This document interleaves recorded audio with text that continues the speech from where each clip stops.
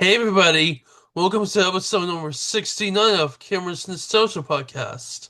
I'm your host, Cameron Strickland, and today I have with me Sonja Ball. How are you? Good. Hi, sir. I'm fine. Nice to be here chatting with you. Now, for any of you guys who don't know, Sonja is a voice actress for Arthur's mom, Jane, on Arthur. That's right. And many other shows. Yeah. She got Hmm. to be the title character Wimzie on Wimzie's House. It was my joy to do that. Did you know that Arthur is the third highest? Um, it's the third highest show in terms of how many episodes were recorded. I only found that out a couple of days ago when I was revamping my resume.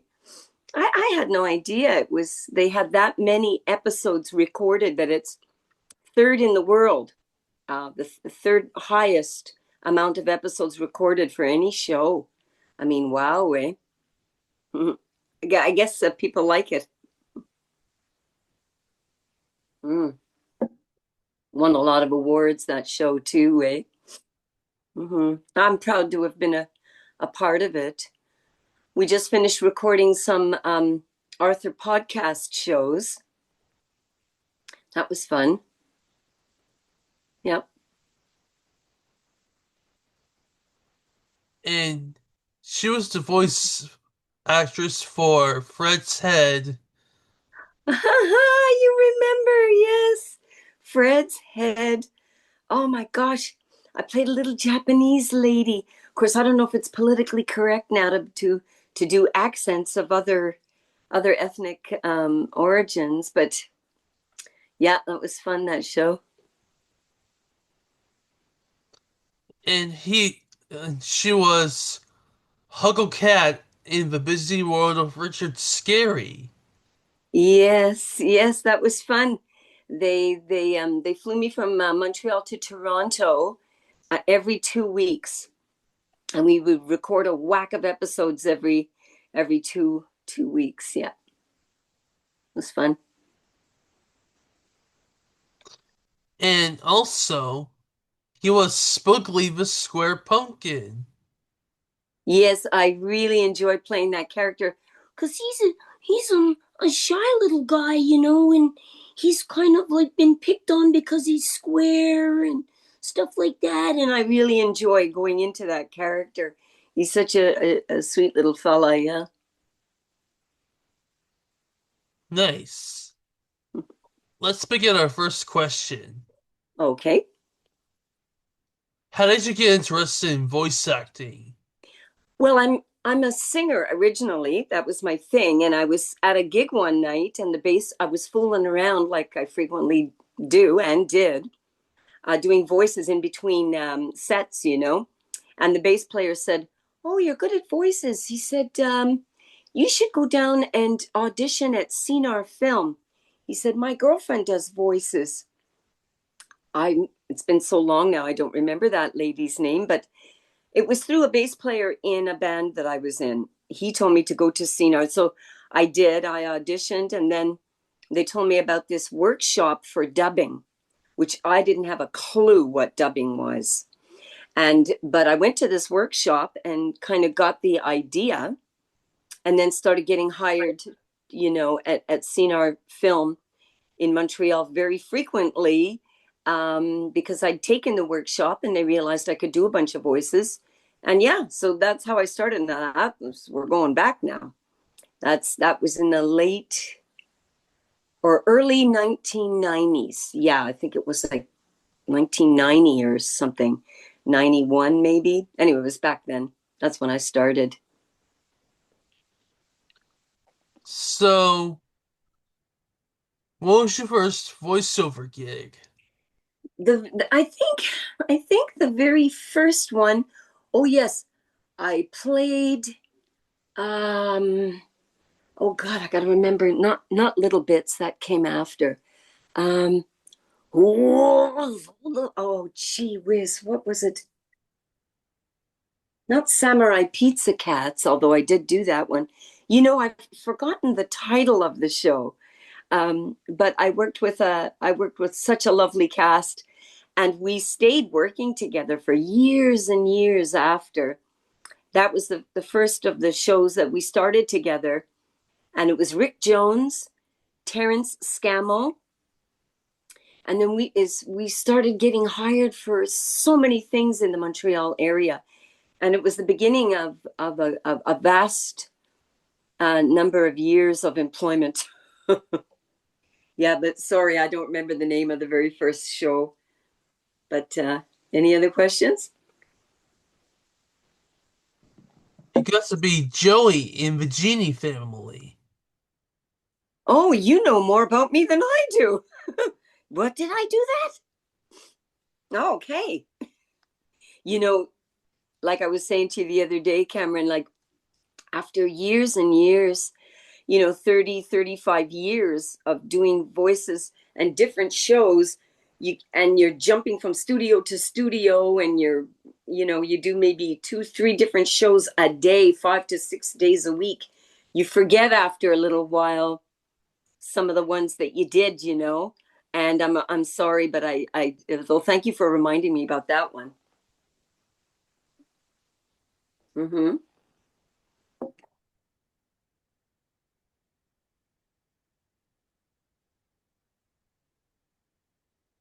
And you worked for a Japanese show Mm-hmm.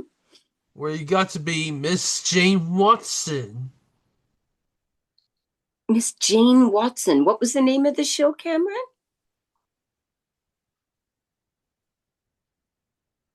Because I don't remember the character, my love. Like 35 years ago. This is getting to be a bit much. Or something like that. 30 some odd years, yeah. Huckleberry Finn. Oh, yes, Huckleberry Finn. Oh, I remember that. Yeah, yeah, yeah. Okay. Okay, yeah, that's a Cinar film production too, right? I believe so anyway, yeah. Yeah, I feel very blessed to have had a wonderful full career full of all kinds of wonderful characters I got to voice, and working with wonderful other actors, directors, writers. I mean, I have to thank Cinar Film for employing me for a great number of those years. Of course, there were other studios too, like Cine Group and such, and Cine Loom, and um, yeah. So I've been very blessed. Yeah. Mm.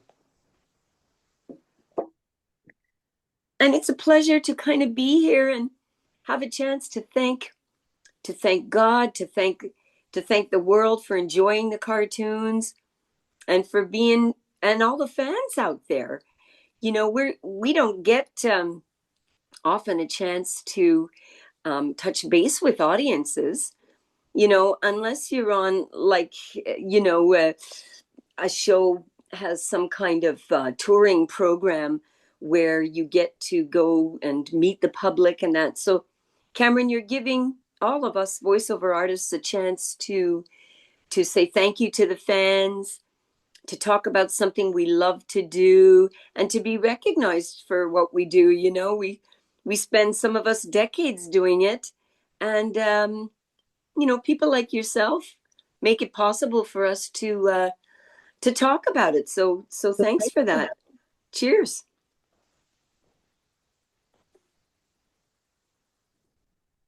So, you got to sing True in Cruising Bar.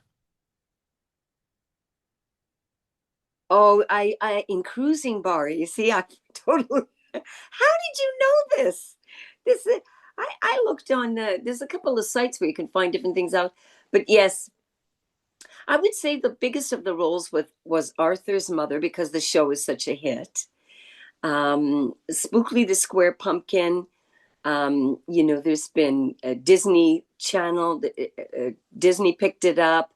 They have their own. Spookley has his own YouTube channel. That show has become like a holiday classic around Halloween time, and Then we did Spookley and the Christmas Kittens, and that's fast becoming a Christmas classic. So, yeah, those are I would say, yeah. And then the Madeline series and The Busy World of Richard Scarry. Yeah, yeah. Now, more recently, I'm doing a show. It's a co-production. I believe is it with France or is it Norway? Oh, I'm so sorry. Jeez, I don't have the details in front of me, but it's a show called Woolly Woolly, and it's so sweet. It's little wool. It's stop animation with little wool knitted little creatures, little characters that we get to voice. And I feel so lucky. I got to play about five different characters in that show. And that's another interesting thing, is listening to what the director has to say, and you try to come up with different voices if you're doing multiple characters in one show and you don't want to sound too much the same with each character. Then it's a fun thing for anybody creative, to come up with ways to do that. Mm. And you worked for the Adventures of the Little Koala. Oh yes, yes. Mm-hmm. I guess I've done, Cameron, probably hundreds of shows, many of which I've mentioned before, like I've forgotten because it's been over decades and decades, and yeah. But thank you for reminding me about that one.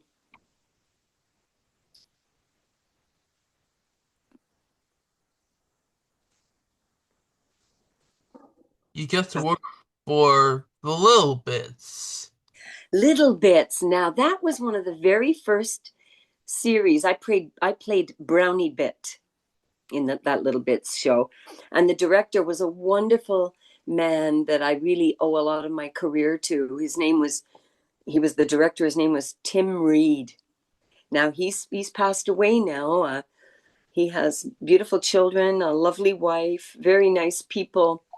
And I started Little Bits was my very first series over 30 years ago with Tim Reed as director, and I learned so much from him. Yeah, yeah.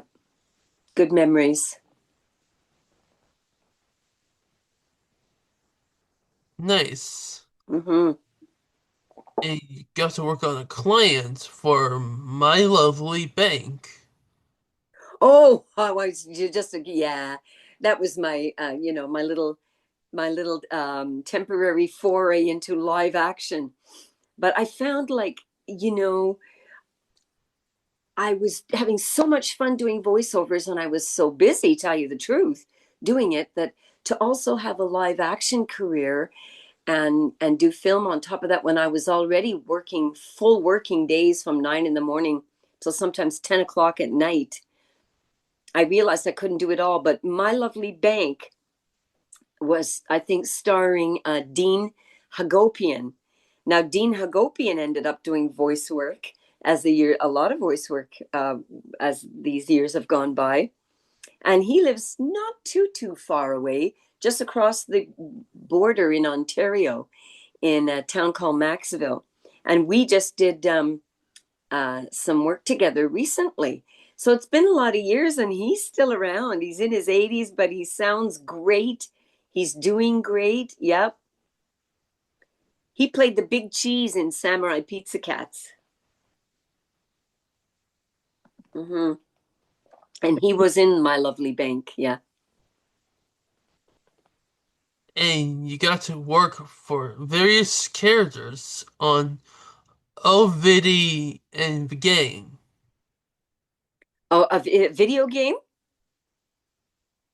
was it? Ovid. Ovid. Jeez, I don't even, I don't recall. Yeah, lots of stuff going on. Yeah.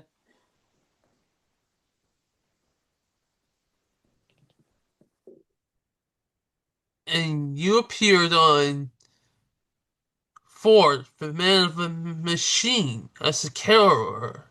Oh yes, yes. That was another little live action thing. It was just just a small character role. Well, because I sing, I got to be a caroler in the Henry Ford story. Yes, yes, yeah. That was interesting.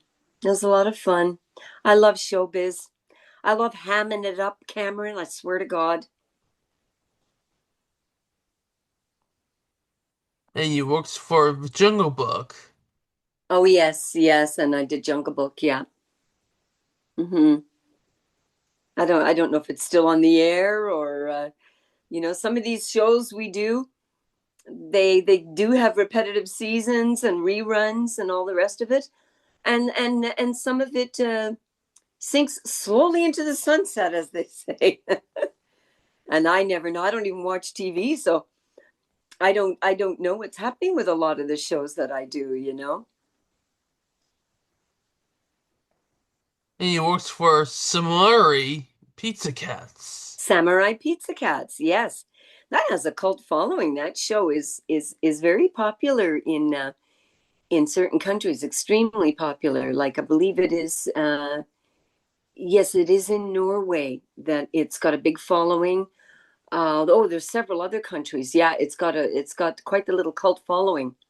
Now, I think the reason for the success of that show, at least in certain countries, is that it's done sort of old school, and I think the kids of today kind of like that, and that show gets to um, it gets to be a reminder of a certain era. Like the narrator talks like the son, yes, and now our hero. Now back when I was a kid, sometimes the narrator would sound like that in the cartoons, but then we went through a phase where it just wasn't cool anymore, so it wasn't done. But in Samurai Pizza Cats, it's there, and I think there's some people that watch the shows that really enjoy that. Thank God.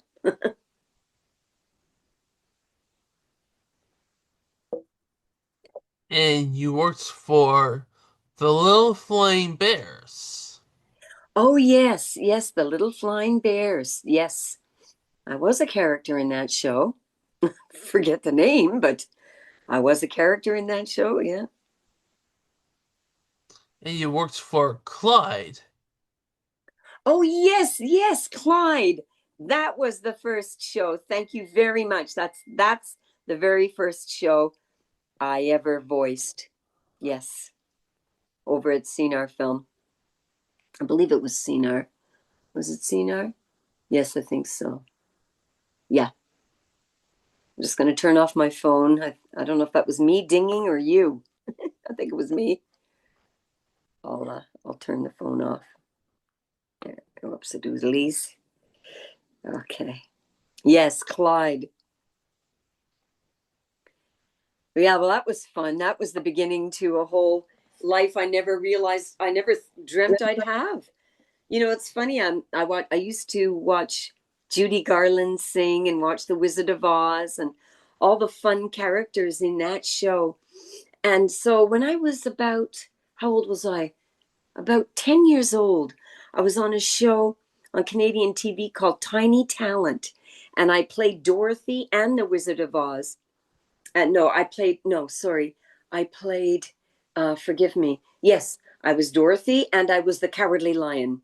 And I sang the Cowardly Lion's song from the movie. So I switched back and forth on camera doing the voice of both characters. And although I loved it, for some reason, it never dawned on me that I could be a voiceover artist. But I suppose what's meant to be is meant to be. We all follow our passions, Cameron?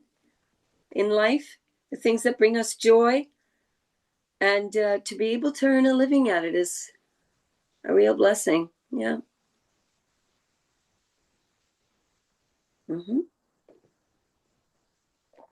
And you worked for Madeline. Yes, yes. I played two different characters in that show. Well, in Madeline's Christmas, I played Nicole and Marie. Yes. Nicole was a little girl No, Nicole was a little girl that talked kind of like that. And Marie was talk like this, with French accent from, well, I did my best to do a French accent. And I sang the song, which won several awards.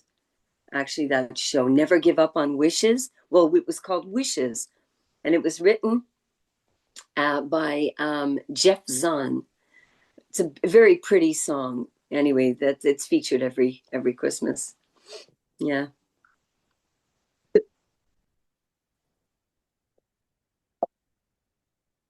Jeff Zahn was my previous guest on my show. Oh, was he? Yes. Oh, he's a sweetheart. Yeah.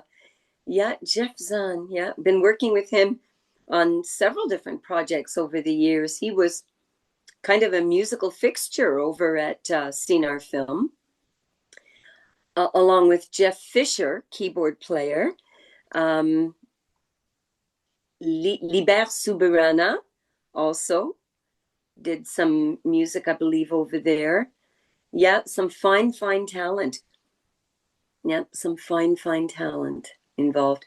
It's been such a blessing. I cannot believe it.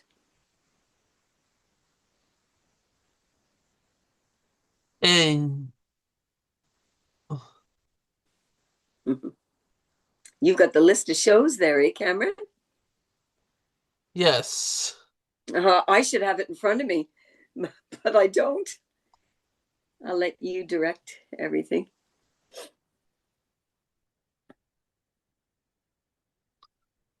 you worked for Sabin's Adventures of the Little Mermaid. Oh yes, The Little Mermaid. I did. Yeah. Mm-hmm. I played Marina, I believe her name was. Can you do the voice? Well, I have to remember it, but I think she was a young teenage girl. Her voice was a little bit higher than mine, but not like really, not like Wimzie. Kind of, yeah. From what I remember, this is years ago, but I'd have to listen to it again to do a really good job for you and try and match things up. And you worked for the real story of Old Christmas Tree. Did I? Oh, I love this. The little Christmas tree. My God. Cameron, can you help me revamp my resume page? Sure thing. Mm, you're good. I don't know where your source of information is. Are you using IMB? IMDb. IMDB, yeah. Oh, that's where it's all listed, though. It's true, yeah. And you got to be Olivia in the real story of Happy Birthday to You. Oh, did I? Oh, God. Like I say, Cameron, it would be like, well, I lived in the country, I had a farm, and I would drive my car to Montreal to be in studio at CNR Film at 9 o'clock. Now, let's say I had a 4 hour booking there. Then I would jump in my car and go to another studio. And this would happen at least 3 times during the day. And sometimes I'd even go in on the weekend to different studios. So forgive me if I'm not crystal clear on all of it, because I was lucky enough to have a few decades of being quite busy, really.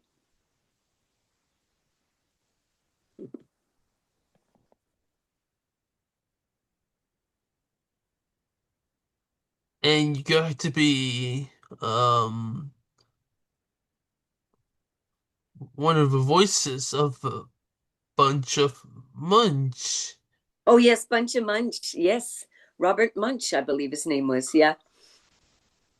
Yes, I got to be some different characters, because he had written some different stories, and each involving different characters. And so, yeah, I remember one of the many that I did was a little British boy. Yeah, so it's fun doing accents. I mean, it's just great. Oh, the boy in the drawer. That was one that I did. I know there's others, but mhm. By the way, hi folks out there. Lots of love. Love and peace to everybody. Nice. And you got to be Will Scarlet in Young Robin Hood. In Young Robin Hood, yes. Yes, I remember when we first got hired, a group of us actors that were involved in that show got to sit around a big table and kind of read through the script and have the director kind of give us little notes about what he wanted or didn't want. More, we learned more about the characters, and yeah, it's just like in a live action movie, sitting around and developing, reading through the script and developing things around a big table. That doesn't happen much anymore, but it did back then for that show. Yeah.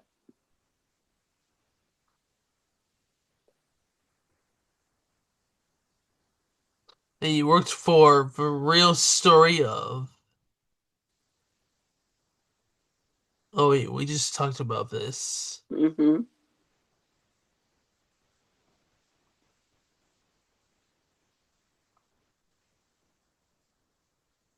And of course, there were a lot of documentaries, commercials, and each of those, for anybody out there, any actor, any young actors out there thinking about having a career in doing voiceovers,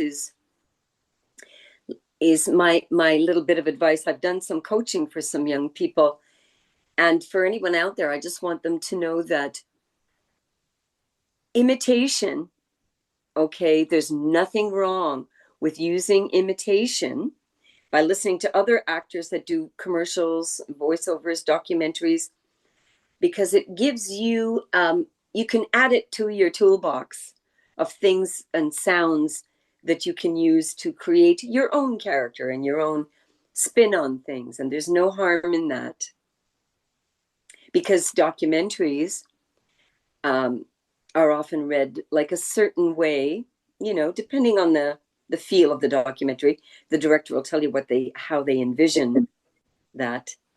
Um, yeah, and don't be shy to go, if you like to do cartoon voices, don't be shy to go over the top. It's always more fun and reassuring for the director to have, if he has to pull you back because you're too over the top in your read. It's better than playing under, because then they feel like, well, what can you give to the character? They'd rather pull you back than have to boost you up all the time, energy wise and interpretation wise. So don't be afraid, folks. Go for it. Alright, I'll go for it. You got to work on The Legends of North Wind. Oh, yes, yes. I remember, vaguely about it. Yeah. My gosh, they have, where do they, I mean, there's so many voiceover artists all over the world. How do they manage to keep tabs on what every actor is doing? I'm glad they do.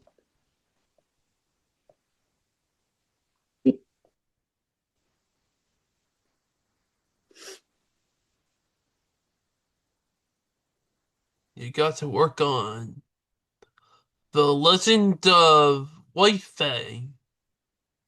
Oh, yes. And do you know that they used a real dog? They brought a real dog into studio to play White Fang, and the trainer knew how to get the dog to growl, to bark, to it was really interesting, seeing that dog come into studio and do his voiceovers. Yeah.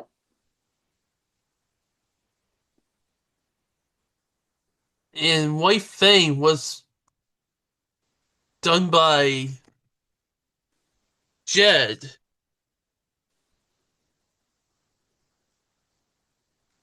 Oh, yes. Yeah, yeah. Okay. I don't know if it was Jed they brought into studio or if it was just another dog that they used the sounds of to dub Jed. I'm not sure, because that was a separate session probably after. Yeah, I remember after I voiced my characters, they brought a dog in. Maybe it was Jed. But if it was filmed in Canada, if it was filmed in the Montreal area, well, like, I mean, anyways, I don't know. And he was the dog Thane on the Thane.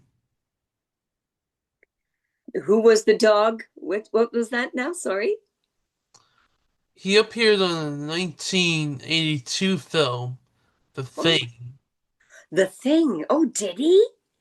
Oh, well, there's a dog that earned a good living. Yeah, the trainer must have been laughing all the way to the bank.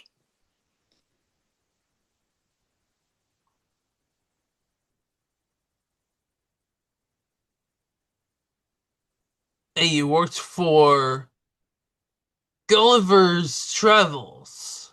Oh, yes, yes, yes. My God, I gotta add all this to my resume. Good God, I'd forgotten about all this.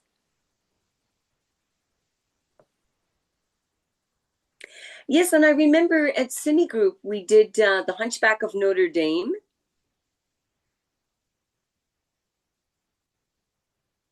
I'm revamping my website, people. I got to add all this in.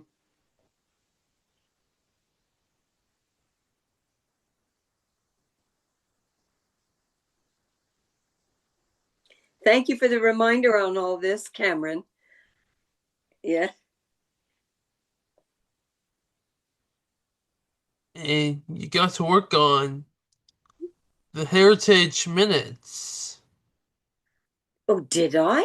The Heritage Minutes? Who did I play? Who did I voice?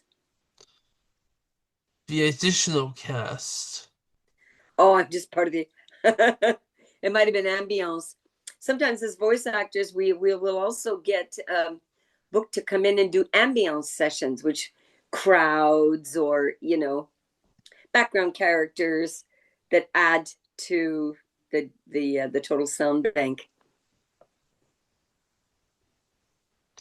And you got to work on David Copperfield. Oh, David Copperfield. Yes, yes, that's right. Yes. And you got to be the cheese monster in the bird. Did I? I don't remember. Thanks, Cameron, for letting me know.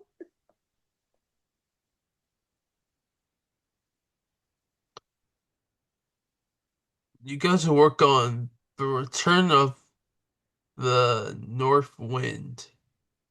The Return of the North Wind. That's right. Yeah.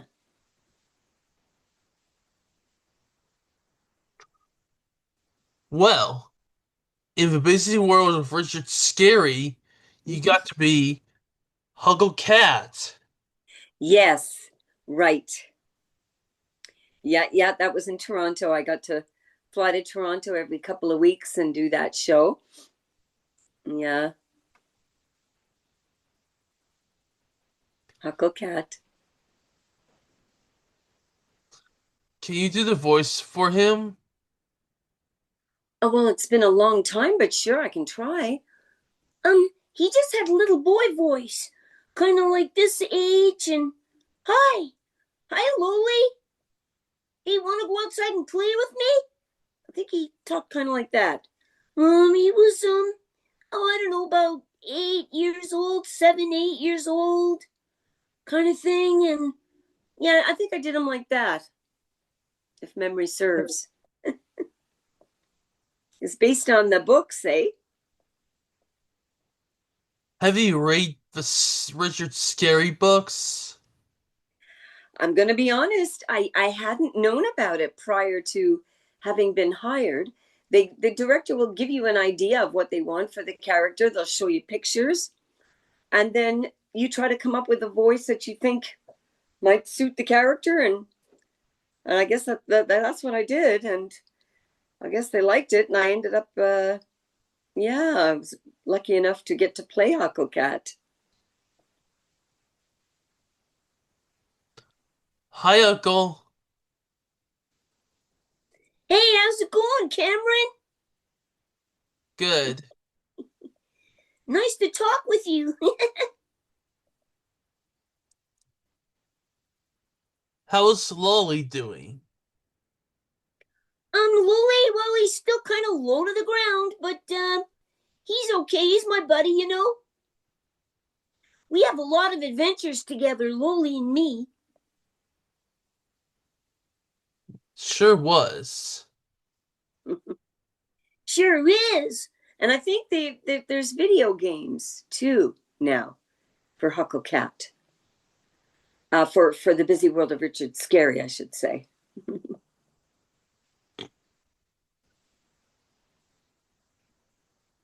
You'll edit this after, won't you, Cameron? Just keep all the good bits. I know. Yeah.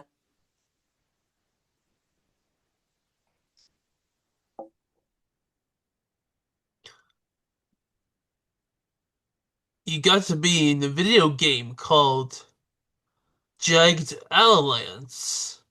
Oh, yeah, Jagged Alliance. Yes. Yeah. The only thing I have to say, though, about video games is sometimes I wish they weren't so violent. You know, I almost feel guilty sometimes when I do them because of the violence involved. I think, oh my goodness, you know, I'm not being a good, you know, I should tell them no, but it's a living, you know.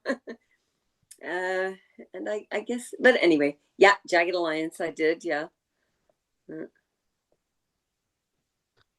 Do you know that Huggle Cat is sound like Red from Fraggle Rock? He sounds like Red from Fraggle Rock, yeah.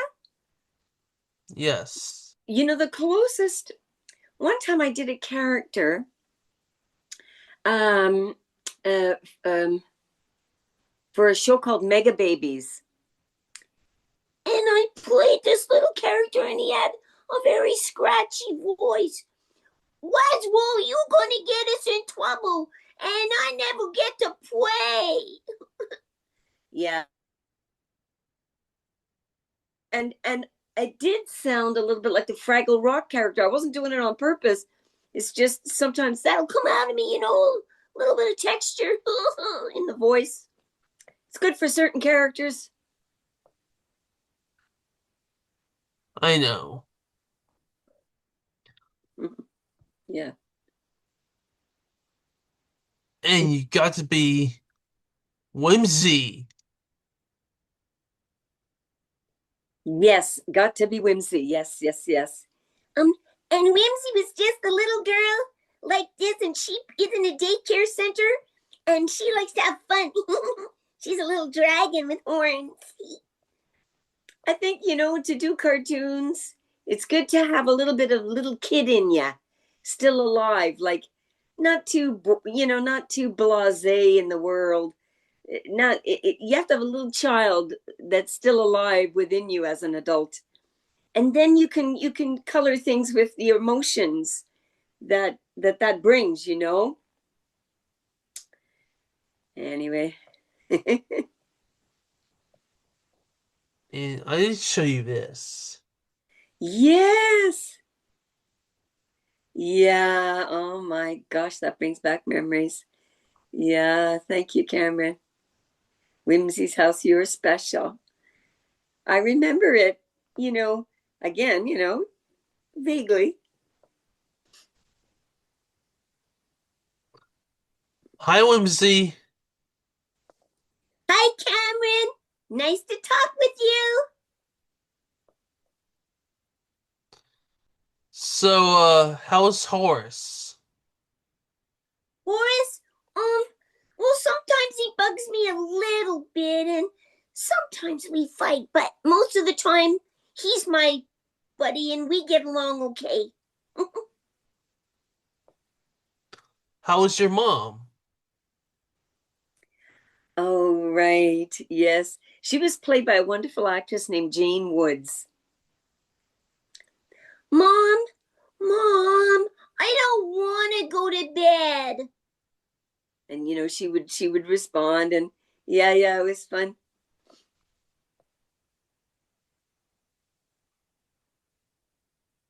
So, how's your baby brother?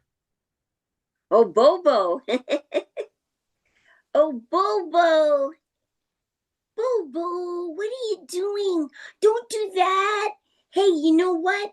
You're little now, but one day you'll be big like me, and we can play together more and read and run and do all kinds of fun stuff, right?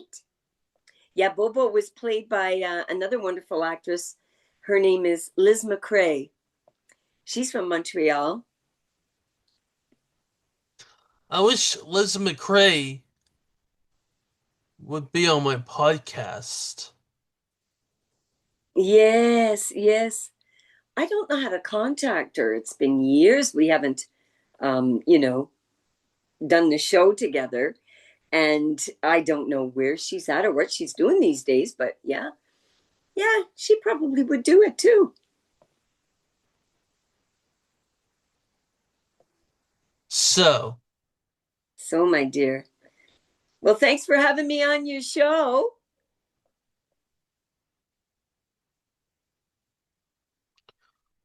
um, you got to work on how the toys saved Christmas. Oh my gosh, you're bringing back some memories. Okay, right.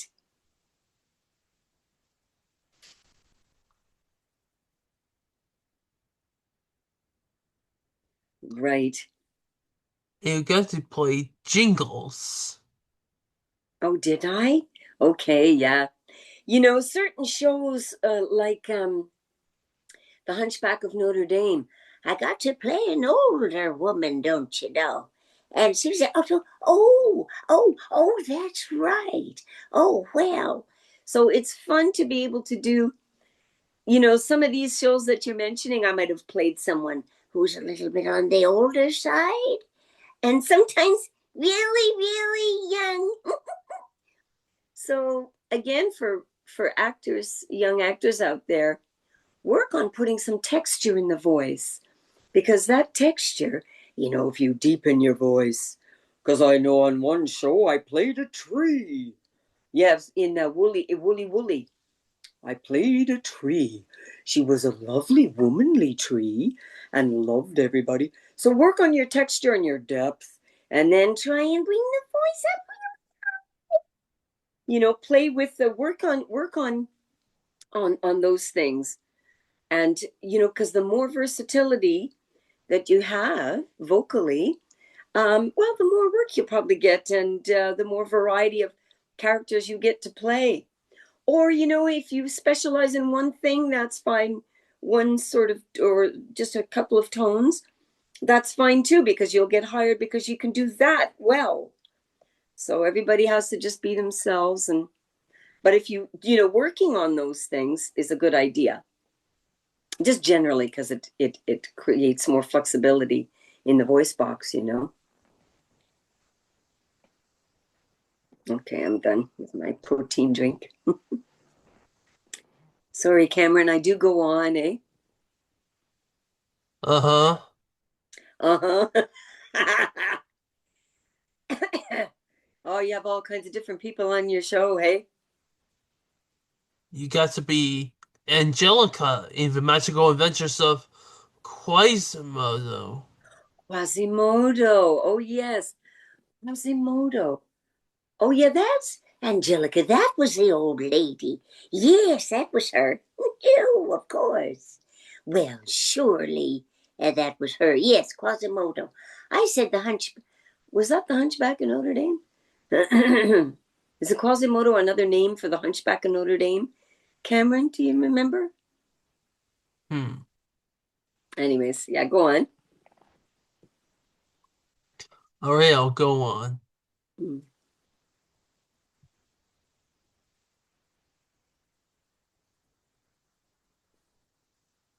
You got to play the role of the title character's mom, Jane, on Arthur. Right. Right. She had a voice very similar to mine. I just played her kind of as myself, but a little bit younger. DW, sweetheart. Arthur, it's time for school, honey. Yeah. And her husband, um, Arthur's father, dad, was played by Bruce Dinsmore, another wonderful Montreal actor.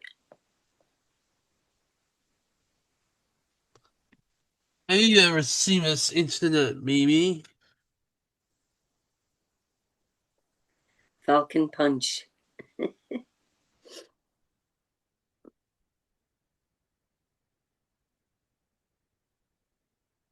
Was that the name of an episode? Arthur's big hit. Oh,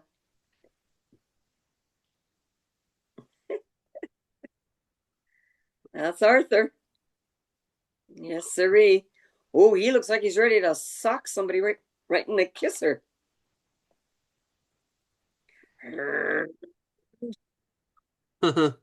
Yeah. Did you know that DW, Arthur's little sister, was always played by a boy actor, a young male individual? Yeah, because they wanted DW to have, they didn't want her to be like kind of too sweet or anything, so they had her played by a young boy, and that's what gave her that little quality that she had. You know, Arthur was about to punch DW. Oh yeah, is that what happened in this show? It's Arthur's big hit. Big hit? Oh, you mean hit episode? Yes. Ah, well, he's about to give a big hit to DW there, eh? Yeah. Yeah. See, I just go in and record my lines, and then, and there was so many episodes, like I mentioned earlier, that the Arthur show has more episodes than it's the third most, third from the top in terms of the amount of episodes created. So I don't recall every one of them. And moving on from Arthur, Mm-hmm.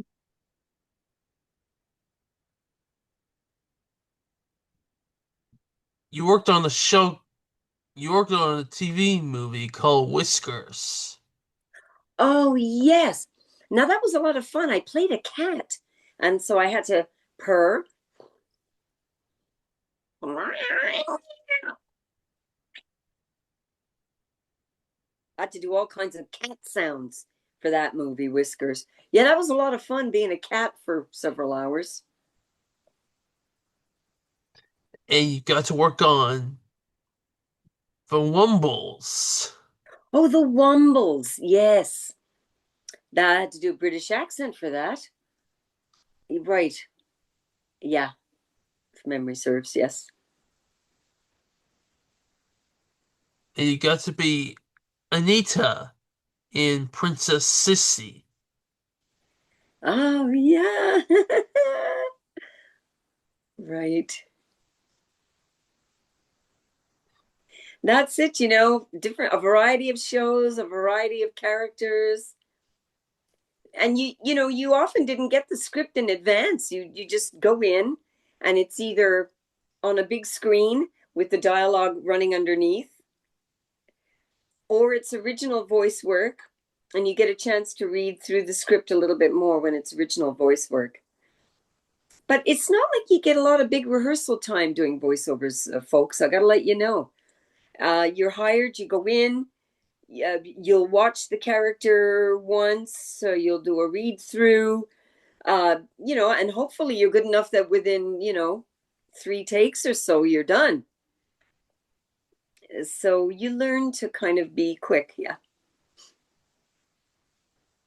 And you got to work on another show called Sticking Around. Oh, did I? Yeah. Sticking around. Okay. Right.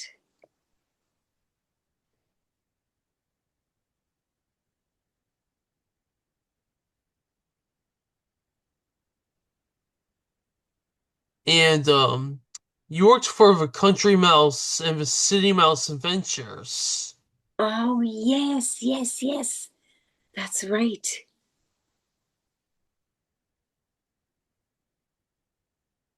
I wish I could do the character of the voice for you, Cameron, but I'd have to listen to an episode, because I've done so many shows. I have to catch that again. Your room is filled with some interesting. Is that the frog from what's that? You've got Kermit the Frog there behind you, and you've got some other interesting little stuffed characters. I see a penguin, I think, on the top of your bookcase. Hmm.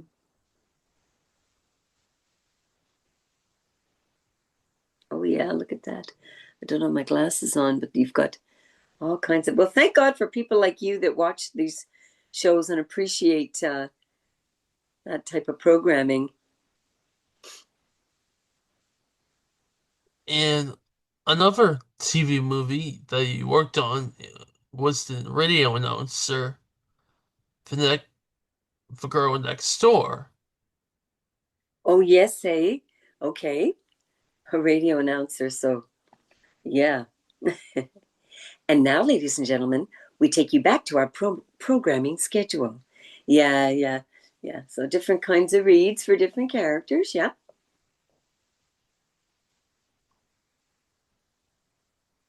And you got to be Kit. You got to work on another show called Kit and Caboodle. Oh, Kit and Caboodle. Oh my gosh. Yeah. Right.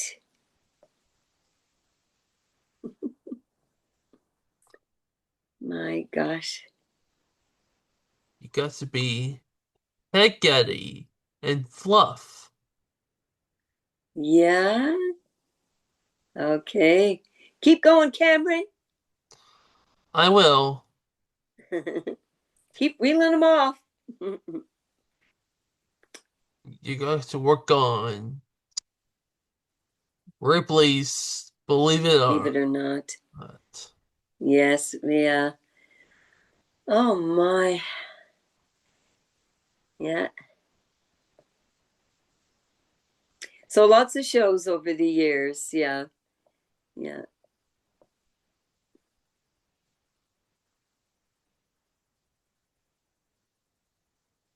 Do you have any questions about doing voiceovers or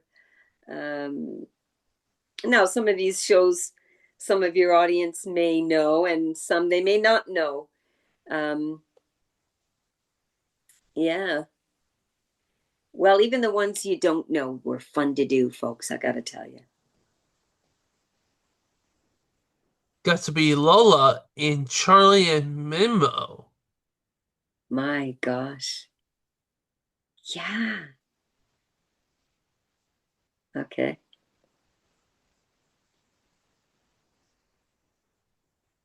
And you worked on another show called Pedally Oh Free. Oh, yeah.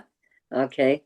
Well, let's just hope that AI doesn't take over because I had one director lady tell me one time in studio with a kind of a gleeful look in her eyes. She said, we can sample your voice and reproduce it so that it can play it. We can use your voice for any production. And I said, but can you capture the mood and the humor, the energy? Can all those subtleties be captured by AI? She said, oh, yes. So, our days are probably quite numbered. Us voiceover people. Well, not too much, I hope. What do you think about that, Cameron? About AI taking over the voice industry, among other things? So, you got to work on Mega Babies, that book. Yes, that's the one I was telling you. He had all the texture in his voice, and he had a little wisp. Oh yeah. Oh, Bucky. Bucky was fun to do.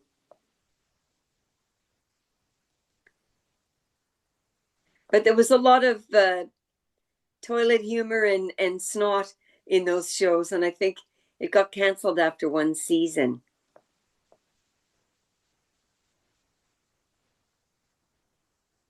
And you got to be the English version of Jim Nup. Oh, did I? Yeah. All right.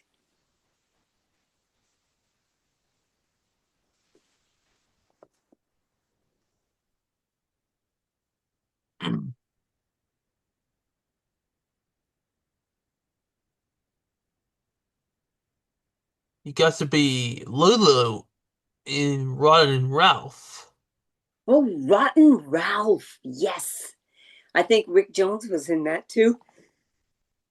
I mentioned Rick a couple of times because he's my neighbor. He lives right behind, he lives not far from me, up 6 kilometers up the road. I live up in the Laurentian Mountains, and Rick's not that far away behind me, just 6 kilometers. I used to ride my bike from his house back to my house because it's downhill. He's a wonderful actor, a writer, director. Yeah. And you got to be Mage on Mona the Vampire. Oh, yes, Mona the Vampire. Yeah. Mm-hmm. I remember that show.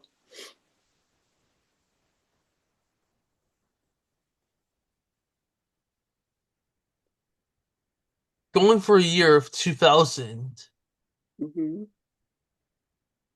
you got to be Quackers in Arvor's Perfect Christmas. Oh, yeah. Yeah. Right. And you should do the voice of Quackers. Oh, honey, I'm so sorry. I don't remember. I'd have to watch the episode a little bit to remember. Was that a duck? It sounds like it is. Yes. Quackers. Oh, God. I don't remember the voice I used. To be honest, I hate to disappoint the audience, but I don't recall, tell you the truth. I have a VHS copy. Arthur's Perfect Christmas. Oh, yes, I have that video at my house. I don't think I've ever seen it, though. Mm-hmm. I remember doing the show, of course, but I didn't watch it after, don't think. Yeah. It's so interesting, as for me personally, as much as I love doing voices, it's just a part of my life. So um, I often, as soon as the show is recorded and the voice is done, I go on mentally and physically to something else. I had several farms with horses, and I was stage acting and doing musicals, and I've been involved in writing original music, and I've been in bands that opened for Smokey Robinson. I opened for Glenn Campbell. So forgive me if I don't recall all the details. It's just that life is so full, and doing the voices has been such a blessing, but it's also just a part of my life, you know mostly I'm into peace for everybody. That's my thing now. Just feeling the joy and putting joy into whatever it is you do. He works for Heavy Metal 2000 Yes, yes, Heavy Metal 2000, yeah. Mm-hmm.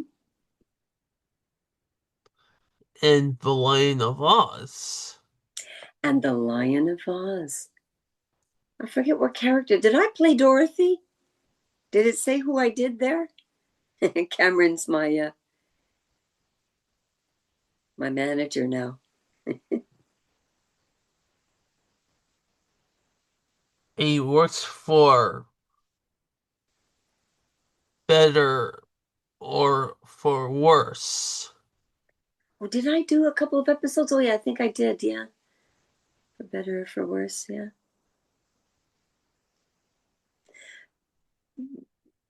Well, that these are all the shows I've done in the past, but we can also talk about what I'm doing now.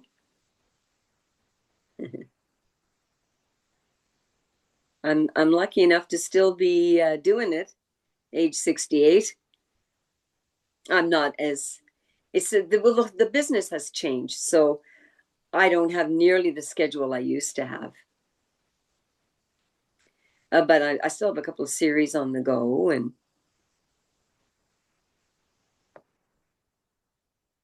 Nice. mhm. And you got to be Fix Foxy in Fix and Foxy. Okay, uh-huh. And you should do the voice. I like I was saying to you, Cameron, I just don't recall, the I can do some voices that I used to. That's why I was doing the old lady and the little whimsy voice to give your audience an idea of the range of sounds that I voices that I've done over the years, but I don't recall every character. I did too many to remember.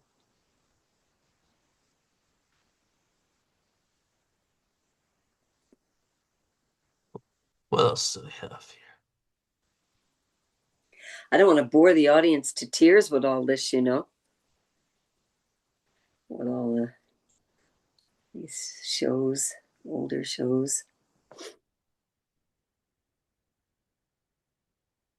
You got to work on Hello Latte. On which one? Sorry? Hello Latte. A Little Look Dirty? Hello Latte. Allo Lateri. I don't even know what that is. I don't recall. Sorry. You got to be Vorolf Grand. Oh, yeah. Okay. Good stuff. You and you done some voiceover work for Ludovic too. Oh, Ludovic. Yes, yes. That was for the National Film Board of Canada. Yeah. Ludovic. He was a little bear. Yeah, that was fun.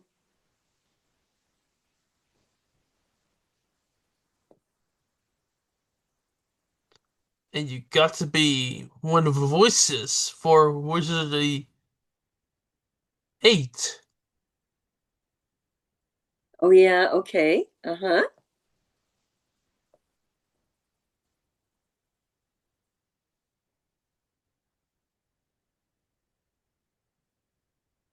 And you got to work on Treasure.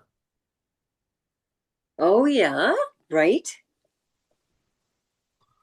And he worked for Sagwa, the Chinese Siamese. Oh, yes. Yes. Sagwa. Yes. Yes. Right. Right. My gosh. It's fun being reminded of all the work, over the years. You know, Sesame Workshop owned this show. Sesame Workshop owned that show. Yes. Sagwa owned Yeah. Sagwa. Yeah. Oh, I never knew that. Huh. Wow. Well, I don't know if it's still playing or if there's reruns. I have no idea what's going on.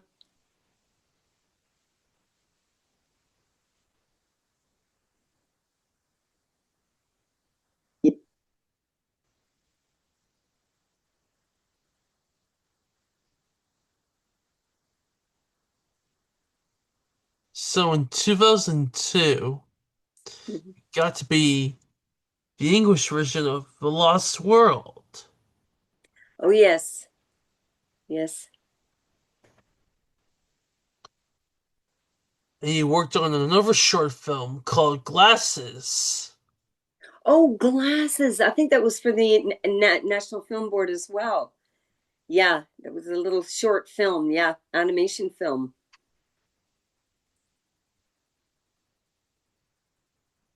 And you worked for The Snow Gift.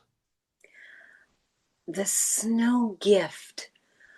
Oh, yeah. Yeah, yeah, yeah. Oh, oh my. Right. And you worked with the Backstreet Boys. I did? Oh, well, I've got to work with John Lennon's son, Julian Lennon, with the actress Whoopi Goldberg, with Mr. Rogers, with oh gosh, Mary Tyler Moore. Yeah, I mean, well, mind you, now listen, they were recording in their cities, if it was Los Angeles or New York or wherever, and we did recorded our parts in Montreal, so we weren't standing side by side or anything. Although I did get to meet Mr. Rogers in person, and we did do an episode together. But yeah, Malcolm McDowell. I played Pinocchio in Pinocchio 3000 for Cinegroup, and Malcolm McDowell was involved with that. Whoopi Goldberg was. So yes, we've a lot of us voice actors have been blessed to work with some well-known people on the same bill as some well-known people. But it was so funny, I played Pinocchio in Pinocchio 3000, which was the starring role. And I noticed a bus went by in Montreal, and it said Pinocchio 3000 with a picture of Pinocchio featuring Whoopi Goldberg, Malcolm McDowell, and not a mention of my name, and I played the lead character. So yeah, we've been blessed and lucky to play with some wonderful, well-known talent. And often, sometimes, we don't get the recognition as voiceover artists like the celebrities do, who are better known than we. So, because we're just not a box office draw because nobody knows who the hell we are. So, but anyway, that's the business, right? What are you going to do? That's showbiz. And you got to be Jake and Iggy in Daft Planet. Daft Planet. Yeah. Oh, I like the name of that show, Daft Planet. That's what we're living on right now, if you ask me. It's a daft planet. Everything's just gone to hell in a handbasket, as they say. Yeah, it's a wacky world we're living in, I tell you. Oh, well, it's also a beautiful life, too, which is what you want to focus on. Yeah. But it's a little bit crazy what's going on out there, boy. It's 2025, people. And you worked on Toad Patrol. Toad Patrol, yeah, and that was directed and starring again my other voiceover actor friend Rick Jones. Yeah, I used to go to Ottawa from Montreal to Ottawa to record that show. Yeah, Toad Patrol, that was a good show.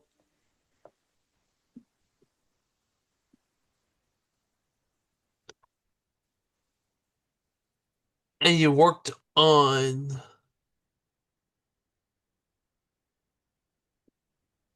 Penguins Behind Bars. Oh, yes. Again, that was National Film Board, I believe, of Canada. I think, eh? It's written there. It was an interesting concept for a film there. Yeah, and I have to hats off to the creative writers of these different projects. You know, they had concepts and they weren't afraid to kind of try something different, you know? Yeah, so it's nice to be accepted to be a part of those kind of projects also. Creativity gone, just full swing ahead. You know, you got to work on S2 Silent Storm, Oh, I don't recall that one. Okay, right? and you worked for Pinocchio 3000. Yes, we talked about that earlier. Yeah, with Malcolm McDowell and Whoopi Goldberg. Yep.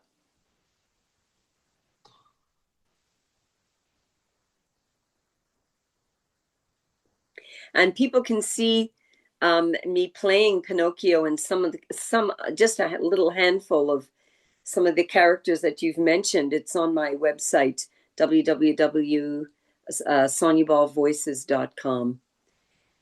It's just currently being revamped, so I don't know if it's available online exactly at this moment, but I'm sure in another week or two, um, the revamping will be done. It's by my son, Jay Ball. He helped me develop the site. Well, he was in charge of my site. He still is, yeah.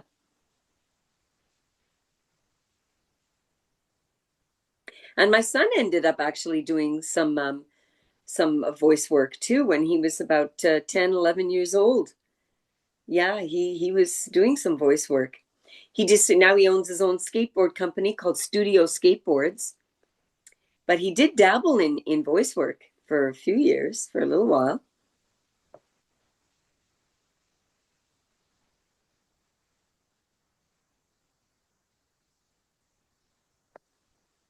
And you got to work on Peppa Pig Okay, right. for the US version of the show. Okay, Cameron, thank you. And you worked for Wolfie, Mm-hmm. Right.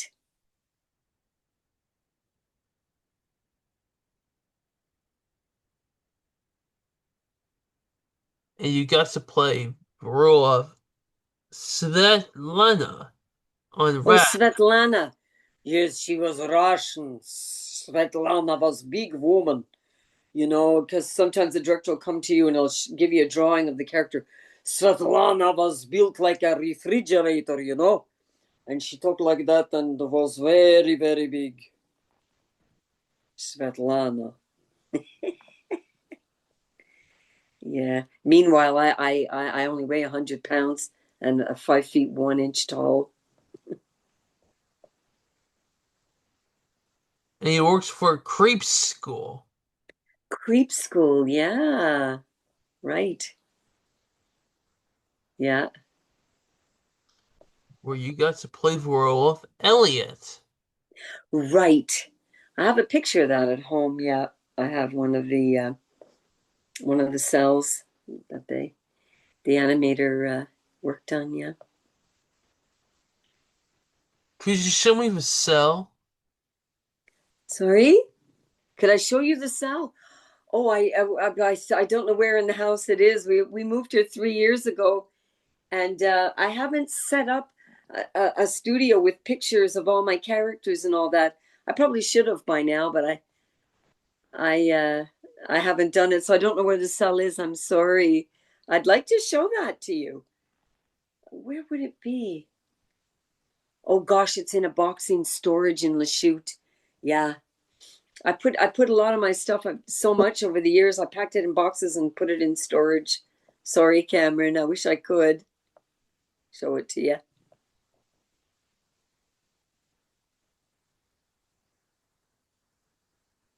And you worked for Spookley the Square Pumpkin. Yes, and I do have some of the books, but I'd have to run upstairs and get it for you. But yes, and Spookley and the Christmas Kittens is becoming as I mentioned earlier, is becoming uh, kind of a Christmas go-to little film at that time of year. And that's by Holiday Hill Farm and Joe Triano, who is a wonderful, he's the writer and creator of all the Spookley books, and wonderful man, owns a little town in New York. Yeah, he owns this little town, and he gets up at 3, 4 in the morning and makes home baked goods with his wife for the bakery in this little town. He's a wonderful, wonderful human being. And he works with Jeff Zahn, who we spoke about earlier.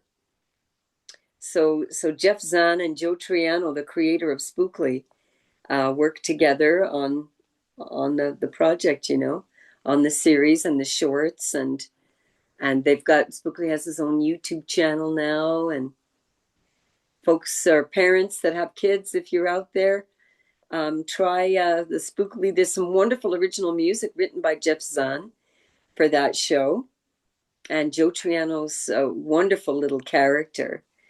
And they use Spookley to teach children about bullying, how, bullying can affect others and stuff like that. So I'm happy that Little Spookley serves that purpose. I think it's a really great thing that Joe's come up with there.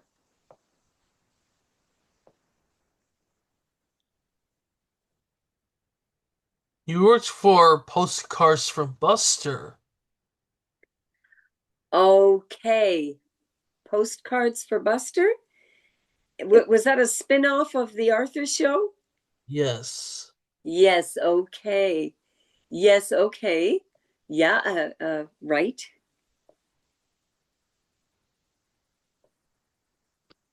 And you got to work for Arthur's Halloween.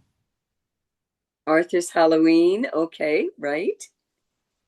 Forgive me, Cameron, like I say, I've done so many shows. I may not recall, every episode and everything, but thank you for the reminder. And you worked for Tripping the Rift. Tripping the Rift. Oh, that's a few years ago, yeah.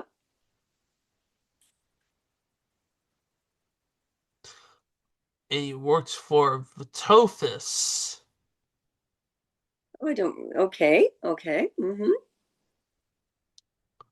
where you got to be Bubba. Oh, Bubba, okay, okay.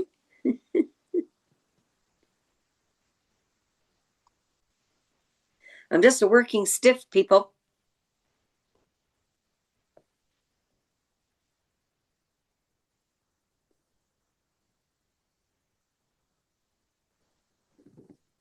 So in 2005, you got to work on Yakari. Yakari?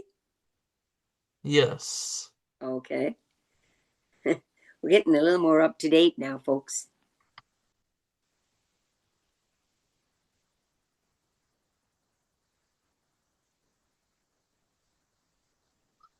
Got to work on Topo. Topo? Mm. I remember the Topo Gigio. He was the mouse for on the Ed Sullivan show. Oh, Eddie, you kiss me goodnight. Topo, okay.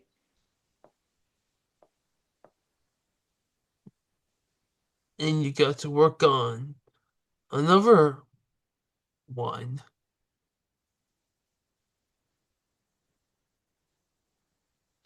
from Sweden. Mm-hmm.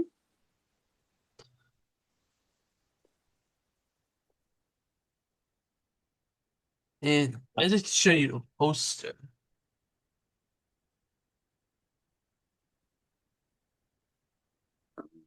Hey, I don't have my glasses in the office right now. Okay, okay. Thank you, Cameron. Oh, it's so funny. You're in the studio, you record, and then you go home. Mm-hmm.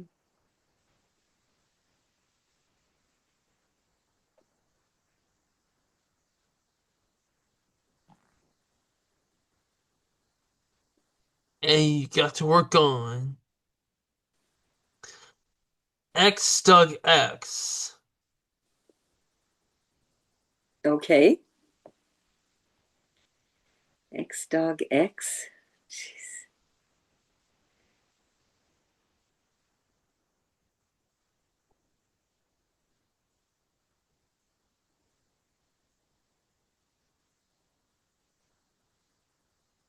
So in 2006, Oh, we're only up to 2006. Oh, I'm sorry. I thought before you said 2025. No, you said 2005. Oh, right. Okay. you got We to have a work, lot of years to go left. Are we sure? You sure we're going to spend all this time, Cameron, going year by year up to 2025? you got to work on Dragon Hunters. Oh, yes. That's on my website. Yeah, Jenny Lynn. Yes, yeah, uh-huh. Yeah. There's a sample of her voice on my website. Yeah.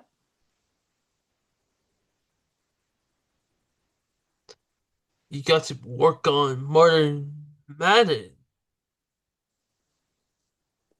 Okay. and My Goldfish is Evil. I don't understand. I'm sorry, I didn't quite catch that. Sorry, Cameron. That's okay. Yeah, I just move ahead. What the heck? There's a lot of years there. I don't want to bore everybody.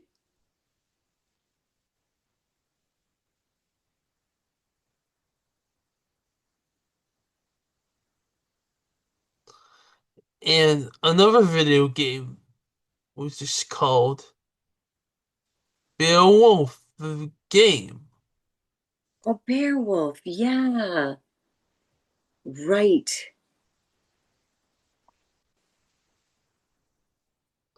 And you guys will work on the French TV series in 2007.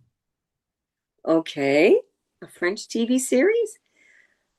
Je parle en français, mais pas beaucoup, beaucoup, moi. My French is could be better.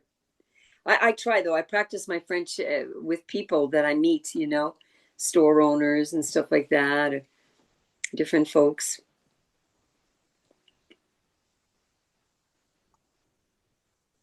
And most people are so sweet. If you try to speak French and you're having trouble with some words, I think as long as people see you make an effort in Quebec, they appreciate it very much, and they'll speak to me in English if I'm really having trouble. Most people can speak to me in English because they see I'm trying to speak French, so they'll try and speak English, even if they don't speak it that well. And that's the kind of harmony that we need, this province, for all of us to get along, is everybody to make an effort and show respect. And then the animosity and the whole English French issue is not so heavy, in Quebec. And you worked for Moment and Midsummer Madness, Okay. where you got Like to be Little My. Little My. Okay. And another TV show that you worked on was Fred's Head. Oh, Fred's Head. Yes, yes. I have a sample of my character's voice, the little Japanese lady. That's on my website also.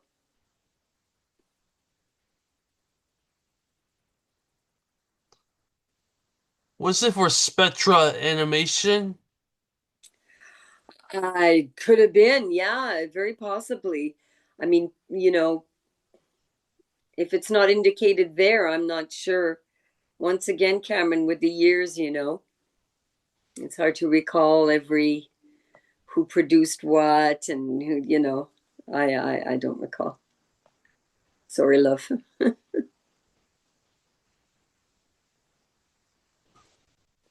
And you got to work on Sui Coden.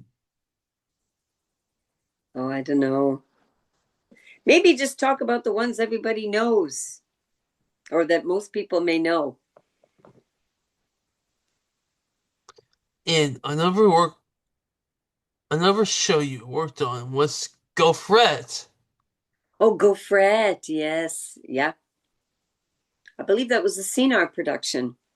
CNR became Cookie Jar Productions and moved to Toronto at one point. I don't know if the name has changed since over the years, but since then, since it was called Cookie Jar, but yeah. You should do the voice. Oh, again, who was, does it say which character I did there? Maybe I can recall when I know the character's name. But I remember the show, Go Fred.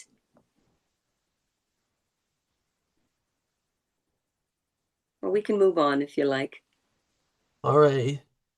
as you wish, eh?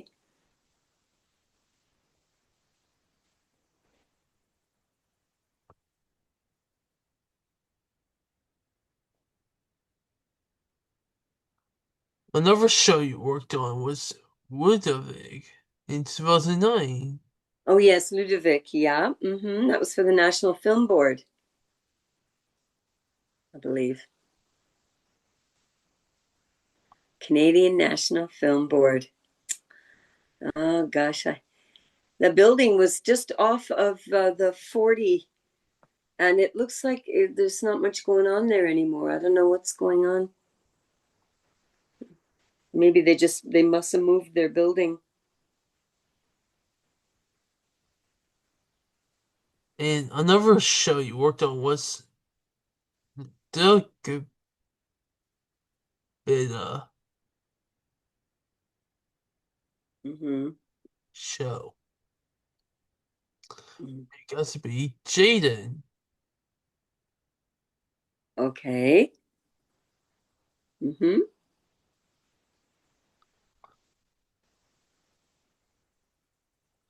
Do you do voices, Cameron? I Do you do. like, you do? Oh, why don't you do some for the audience? If you feel like it, and if you don't, you and I can get together another time, and if you need any help, I'm always here. And you got to work on art with Maddie and Dada. Maddie and Dada. Yes, yes. Now we're getting a little more recent. Yeah. Only 10 years ago instead of 20.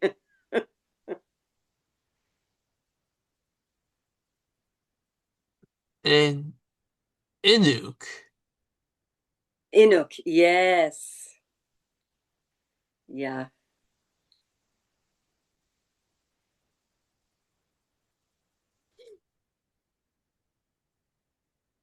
And you worked on Walter and Danduris. Tandoori. Yeah. Walter and Tandoori. Again, that's Rick Jones playing the lead part, I believe, in that.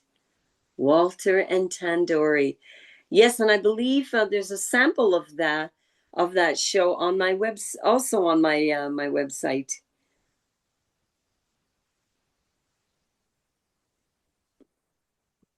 And he worked for Pinocchio. Yes, we talked about that earlier. Yeah, Pinocchio 3000. I got to play Pinocchio. Yeah.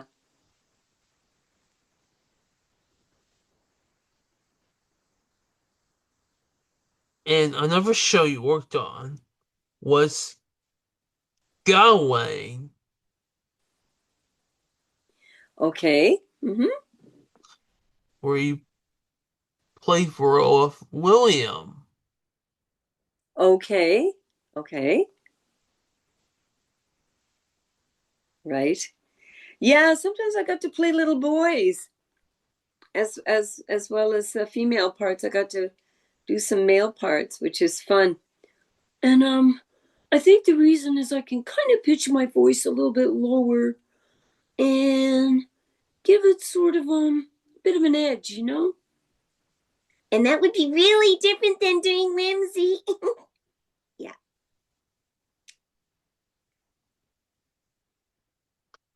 And he worked on the Yummy Gummy Search for Santa. Oh yes. Gummy bears, yeah. Right. You should do the voice for Gummy Bear. Oh honey, it's been so long, I don't recall. I'm sorry. I've been trying to give the audience ideas of the voices that I do, but details, man.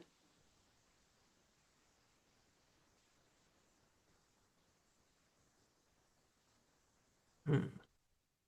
You got to work on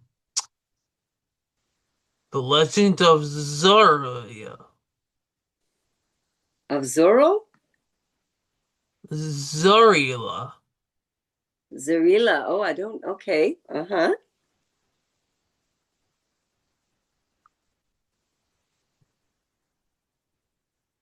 Right. And you worked for a Apothen. I don't know. I guess so. If it says it there, but they can read all that. That's, you know. Anyway.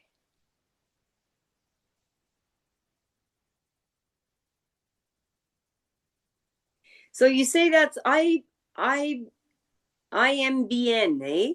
That page where you're getting all this information? Yes. IBMN, is it? IB.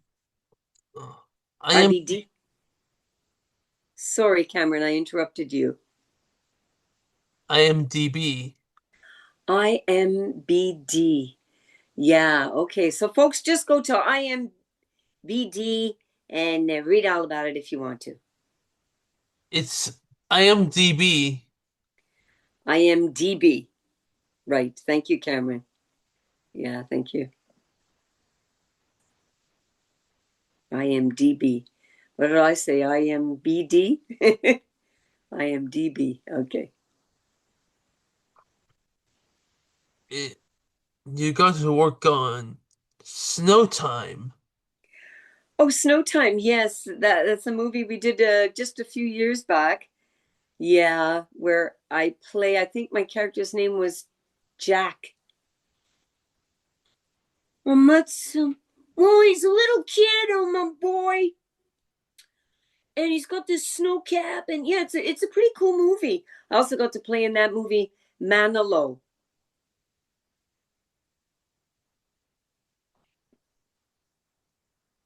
And you worked for H20 Mermaid Adventures. Okay, right?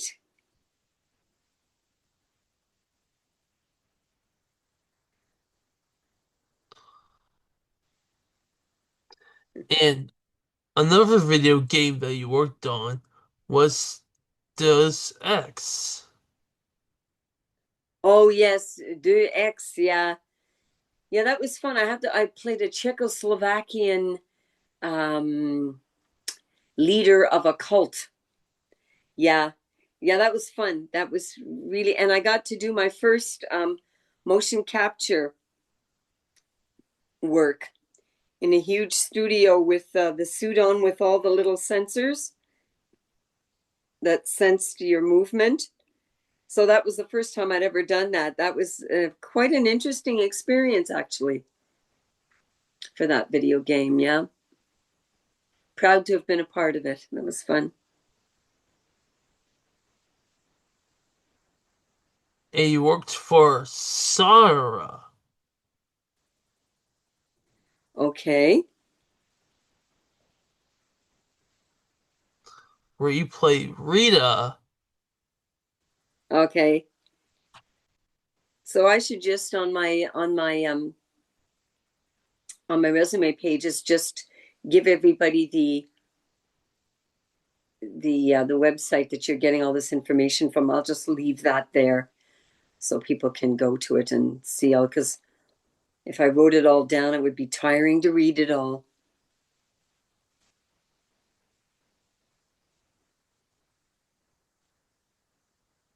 All right. Well, okay, Cameron. Well, you've listed all the stuff. Um, I'm happy to answer any questions or anything you may be wondering about to do with the voice industry.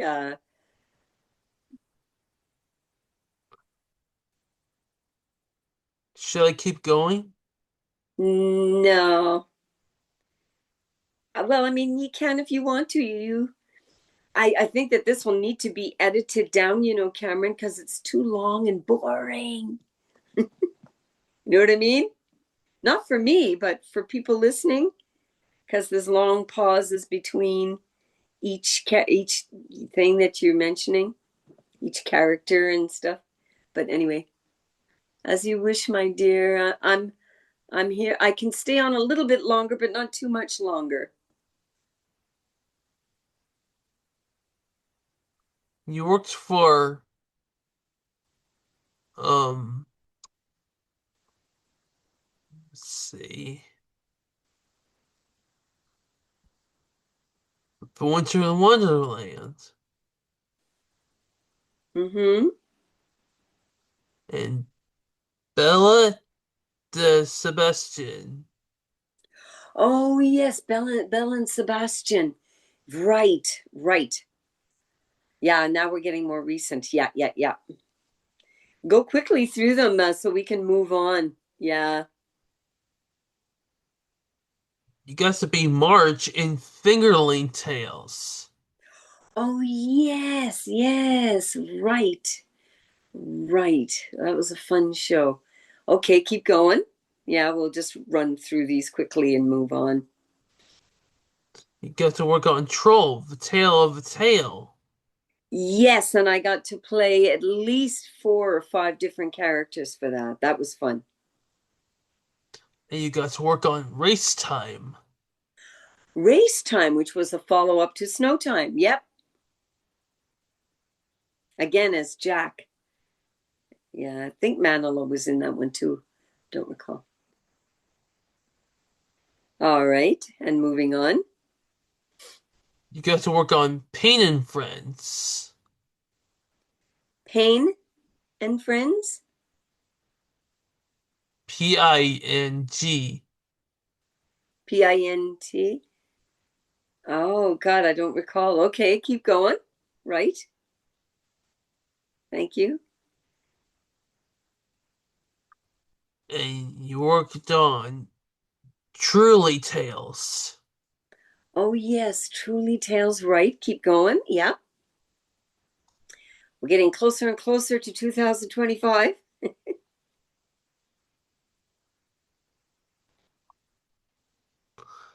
Chop Chop Ninja. Oh, Chop Chop Ninja. Oh, that's going back. Yep. Okay. Mm-hmm. I say you worked on like you're a penguin on Paw Patrol. Okay. Yeah. Yeah. Keep going. And Pete the Cat. Pete the Cat. Okay. Right. Pale's Adventures. Okay. Do you have any questions, Cameron, concerning doing voice work? I mean, seeing as how you like to dabble in it yourself. Maybe. Okay. Onward and upward. And you worked for Despicables. I did. Disciples.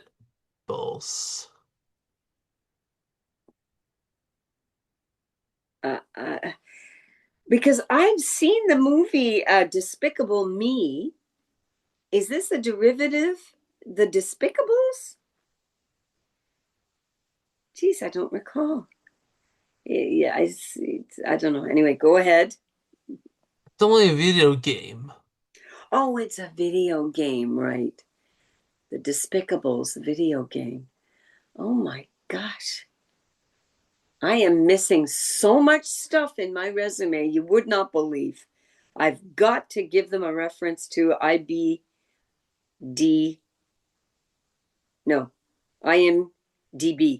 Yeah. Thank you. Thank you. And you worked on another movie called Epic Tales. Oh, yes. Epic Tales. Now we're getting to it. This is more recent. Yeah. Epic Tales. Yes, actually, I'm doing that right now. Okay, go ahead. Yeah. And you worked on a podcast series called She Goes by Jane. Oh, Epic Tales. Right. I played Patty the mouse on that. Yes, that's already recorded. Right. And I'm sorry, what was the last one you mentioned, Cameron? For pre-production, you guys Okay. worked on a video game called Blast from the Past. Blast from the past. Okay. Okay.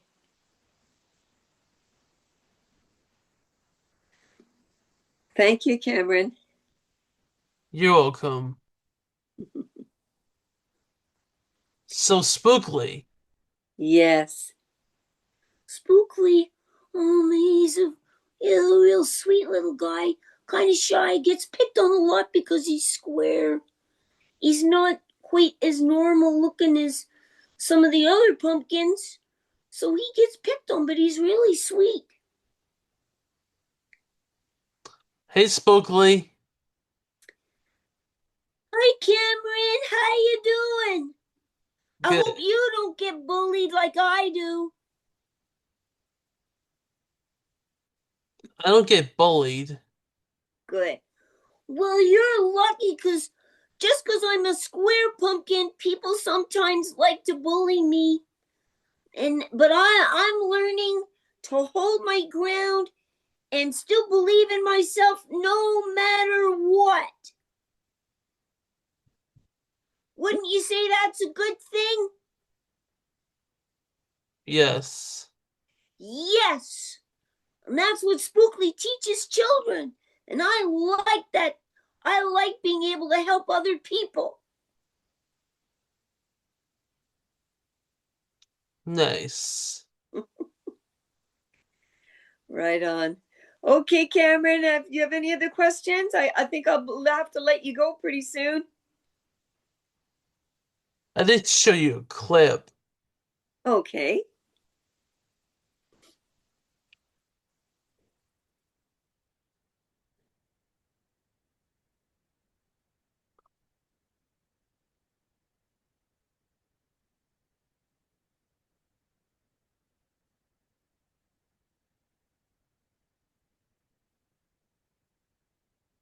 This is going to be a gross part. Gross? Ooh, that's too bad.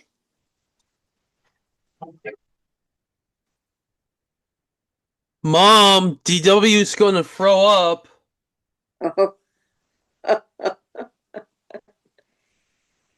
Well, the kids can relate to a lot of this. Oh, yeah, she looks like she's about to throw up, eh? That was the good thing about that show is they touched on subjects that every kid can relate to, I think.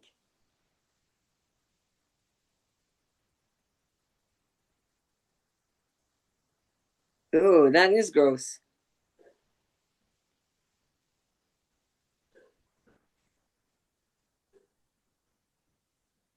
All right. Well, we don't have to watch that too many more times.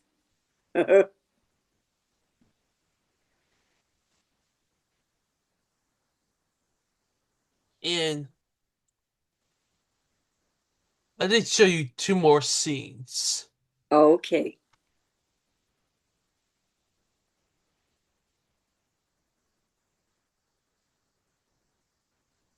You ever see Miss Mimi? Miss Mimi, you can show it to me if you want.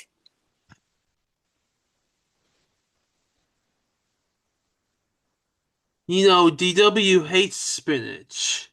Right. And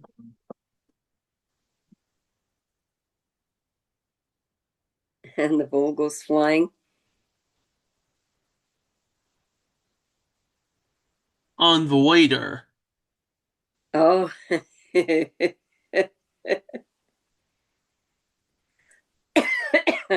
Oh, the people that write these shows, eh? They must have fun sitting down coming up with storylines involving certain characters. It must be a fun thing to do.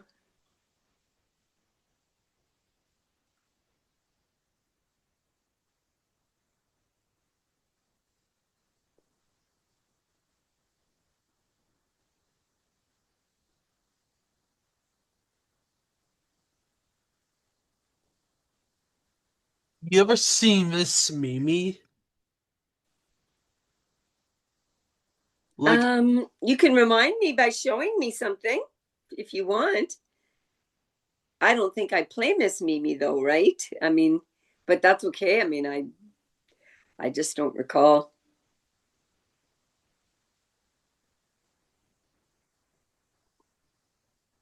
you say, Arthur, you're about to punch DW. Okay, right. Arthur, you're about to punch DW.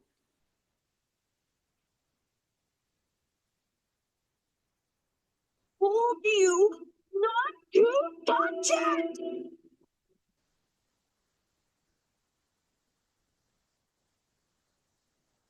That's what What? Arthur said. I told you not to touch it, and then he punches DW. Right. And how did that make you feel? Did you like this episode, Cameron? Yes. What did you like about it? I seen this two times on Family Junior. On Family Junior, yeah, hey. But how did it make you feel? What did you get out of watching it?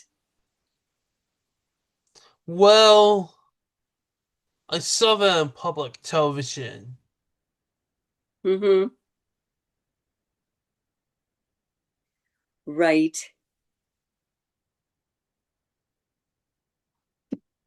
Okay. So your son Jay Yes. or Studio Skateboards. Yes, Studio Skateboards. He's got some good skateboard videos. He produces his own line of boards, his own line of clothing. Um, he directs the videos. He comes up with a lot of the graphics for the boards. So it's a creative thing for him, you know. He enjoys the creative part as well as not just skateboarding itself, but the creative part of having a company. And so it's very creative in his own right, you know. Yes. Yeah. Is that one of the members of his team? That's not my son, though. Yeah, right. But that's, I think, one of the members of this. I don't know. Ah, you've got one of his videos up, have you? Yes. Yeah.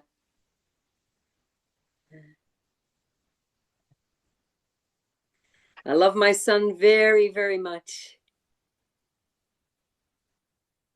He works hard. He's a one-man show. I mean, he has people helping him certainly in certain ways, but he owns the company. He's pushed, he's doing he is the man behind the company. Yeah, it's not an easy thing to have your own Canadian skateboard company, but he's got distribution just about worldwide now. Yep. Yeah, very proud of him. You know, when you're doing what you love, to me, that's key. Just do what you love. It's important.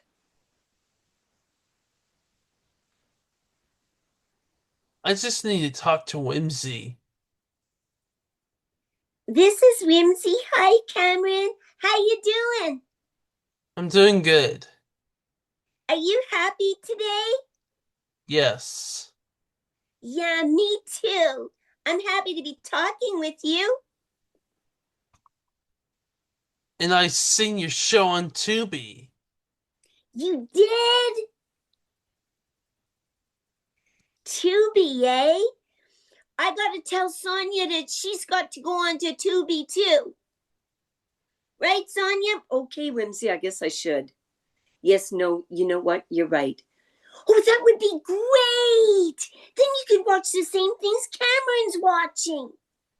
Okay, I'll do it.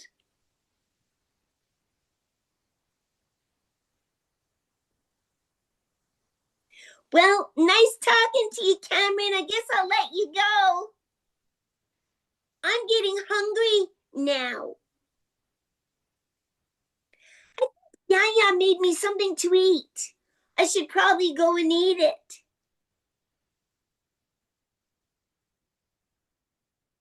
Oh, there she is. You're on Tubi. At Whimsy's house. Yeah. Okay. Tubi. Whimsy's house. So they we can watch, people can watch reruns of Whimsy's house on Tubi, eh? Cool. So Wimzie, you're on Tubi. To be do. Da da da da da. To be too. Da da da da da. Oh, that's great. I'd love to see myself on TV.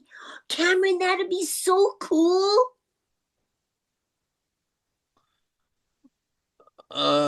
Sonja, I haven't seen the doll. You haven't seen the doll? Yes. Okay. I gave the only Whimsy doll I had, I gave to another fan of the show. Yeah, and I don't know where to get it anymore now, if they still make it or what, I have no idea. But if I ever get one, I'll send it to you, Cameron.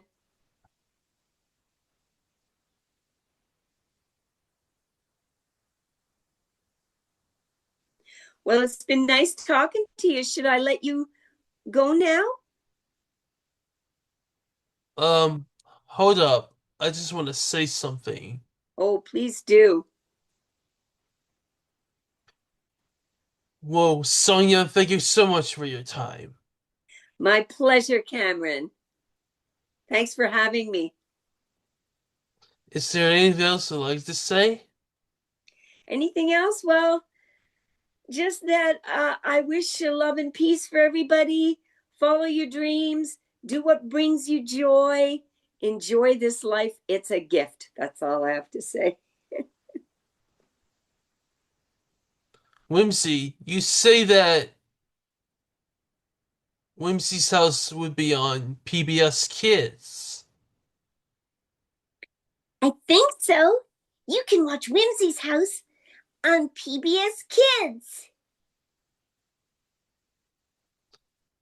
And in Canadian television. On Canadian television. Ha! That's right. Bye for now, Cameron. Stay tuned for more guests coming up. Until next time, peace! Peace. Bye.